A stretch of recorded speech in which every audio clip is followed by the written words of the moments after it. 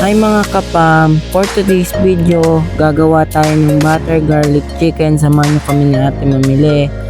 Ngayon guys, andito na tayo sa bibili natin ng mga kakailanganin natin sa gagawin nating ulam. Dito guys, di ko na nabidyoan ang pagprito natin ng manok. Pagpasensyahan nyo na. Lagay na lang natin ang butter sa mainit na kawali, tapos halu-haluin lang natin siya hanggang sa matunaw. Tapos pag natunaw na natin siya, isunod na natin ang bawang. Halu-haluin lang natin siya hanggang sa mag golden brown.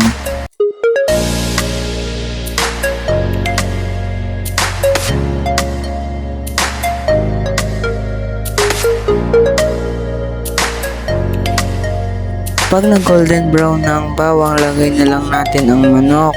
Tapos wait lang siya natin ng konti, tapos halu-haluin na natin siya.